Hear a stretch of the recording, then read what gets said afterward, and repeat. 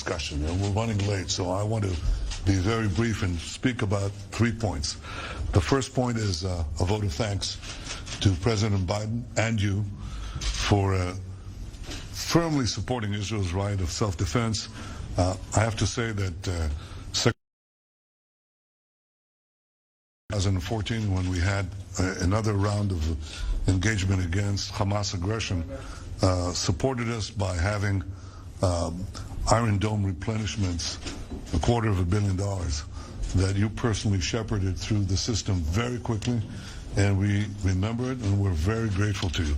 And you're giving meaning to this now, again, with replenishments of Iron Dome interceptors that save civilian lives on both sides. And we're grateful for that, too. We, too, will give meaning to our commitment to our self-defense. If Hamas breaks the calm and attacks Israel, our response will be very powerful. And we have discussed ways of how to work together to prevent Hamas rearmament with the weapons and means of aggression. The second point is naturally is Iran. We discussed many regional issues, but none is greater than Iran. And I can tell you that I hope that the United States will not go back to the old JCPOA, because we believe that that deal paves the way for Iran to have an arsenal of nuclear weapons with international legitimacy. We also iterated that whatever happens, Israel will always reserve the right to defend itself against a regime committed to our destruction, committed to getting the weapons of mass destruction for that end. The third point is peace. We need to work together to expand normalization between Israel and Arab and the Muslim world, and deepen the peace treaties that we already have. We discussed also how to improve the lives and the conditions of the Palestinians, the humanitarian conditions in Gaza, including the question of the return of our MIAs and 2 civilians who are there, as well as building economic growth for Judea, Samaria, the West Bank, with international cooperation and participation. As for peace itself with the Palestinians, a formal peace, I think President Biden was absolutely correct when he said you're not going to get peace until Israel is recognized as an independent Jewish state, and that is the key. I couldn't agree more with President Biden, and I couldn't be happier than welcoming you here and your delegation in Jerusalem. We have a lot to work for. We have common goals of peace, security, and prosperity, and I look forward to working with you on those in this visit and more. So welcome. Welcome. Thank you. Prime Minister, thank you very, very much. Thank you for hosting us today. Thank you for the very good and lengthy conversation. I'm looking forward also to spending some more time with some of our colleagues, with Foreign Minister Ashkenazi, Defense Minister Gantz, as well later with President Abbas and other Palestinian leaders. President Biden asked me to come here today really for four reasons. First, to demonstrate the commitment of the United States to Israel's security, to start to work toward greater stability and reduce tensions in the West Bank and Jerusalem, to support urgent humanitarian and reconstruction assistance for Gaza, to benefit the Palestinian people, and to continue to rebuild our relationship with the Palestinian people and the Palestinian Authority. Intense, behind-the-scenes diplomacy led by President Biden, working very closely with the Prime Minister, helped produce last week's ceasefire. Now we believe we must build on it. That starts with the recognition that losses on both sides were profound.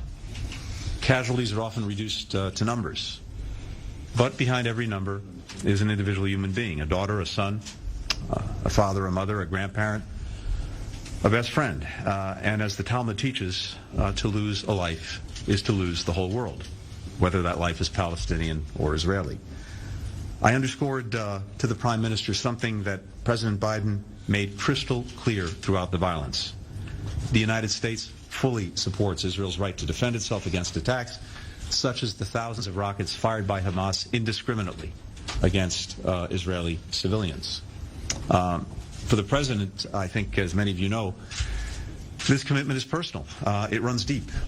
He's been one of Israel's most steadfast supporters for the last 50 years, having worked closely with every prime minister, starting with Golda Meir and now with Prime Minister Netanyahu. As the Prime Minister mentioned, we had a detailed discussion about Israel's security needs, including replenishing Iron Dome. We'll continue to strengthen all aspects of our long-standing partnership.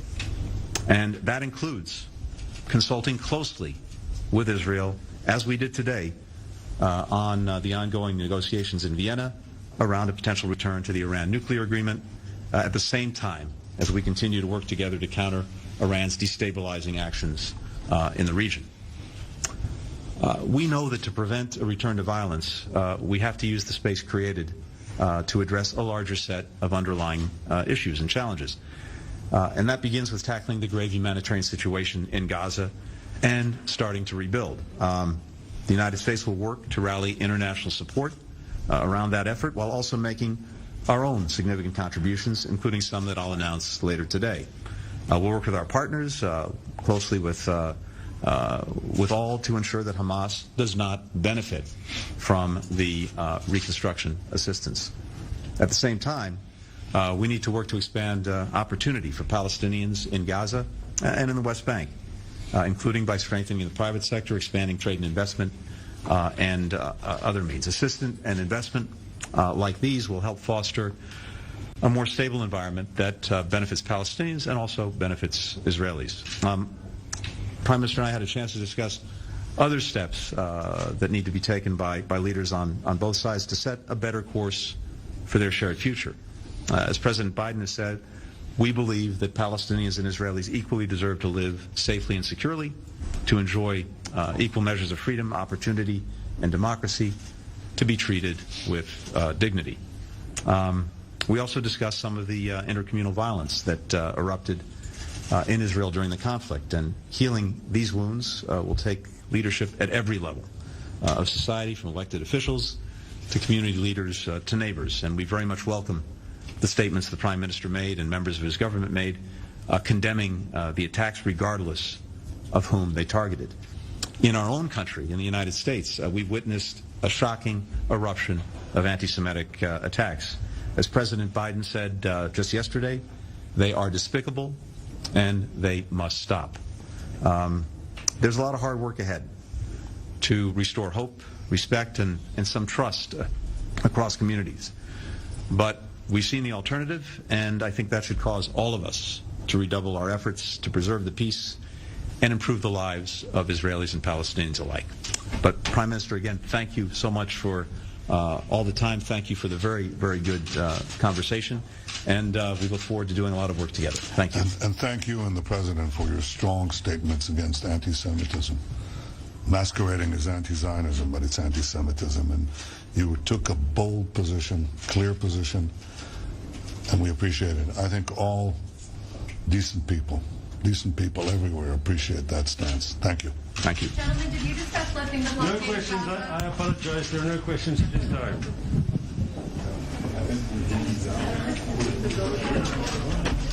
Just watching a live press conference at the Prime Minister's office in Jerusalem there. That was the U.S. Secretary of State Antony Blinken on his first official visit here, and Prime Minister Netanyahu as they were